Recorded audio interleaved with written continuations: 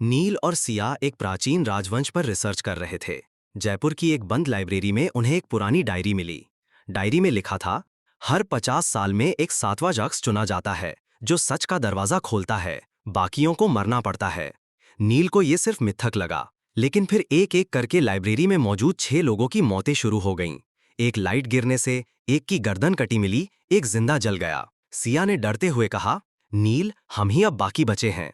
नील ने डायरी फिर से पढ़ी। आखिरी पेज पर लिखा था, 7वां वो है जो पढ़ रहा है और अगली डायरी वही लिखेगा। उसने ऊपर देखा, एक पुरानी दीवार घड़ी ठीक 12 बजा रही थी। घड़ी ने ठीक 12 बजाया और उसी पल नील को ऐसा लगा जैसे कमरे की हवा भारी हो गई हो। सिया कांप रही थी। किताब अब अपने आप के पन्ने पलटने लगी। नील ने कांपती आवाज में कहा, ये डायरी, ये हमें देख रही है सिया।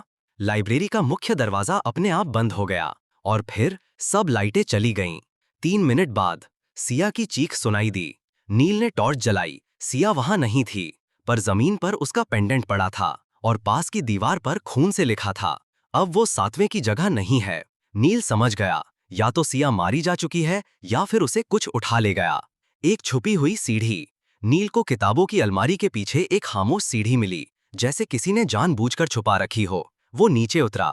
नीचे एक अंधेरी सुरंग थी। दीवारों पर राजवंश के पूर्वजों की पेंटिंग्स थीं और हर एक की आंखें जैसे उसे घूर रही हों। अंत में एक लोहे का दरवाजा मिला। उस पर लिखा था, सच का दरवाजा, खोलने वाला कभी खुद को ना बचा सका है। नील के हाथ में डायरी चमक उठी। दरवाजा अपने आप खुल गया। दरवाजे के पार वो एक गोल हॉल में पहुंचा, जहां 7 पत्थर की मूर्तियां खड़ी थीं। हर एक में किसी की शक्ल थी और 7वीं मूर्ति का चेहरा अधूरा था, पर धीरे धीरे उसकी शक्ल नील की शक्ल में बदलने लगी। तभी पीछे से सिया की आवाज आई, पर वो वैसी नहीं थी जैसी पहले थी। नील, मत खोलो ये रहस्य, तुम 7वें नहीं हो, तुम पहले हो, पहले से भी पहले। नील ने मुड़कर देखा। सिया अब इंसान नहीं रही थी।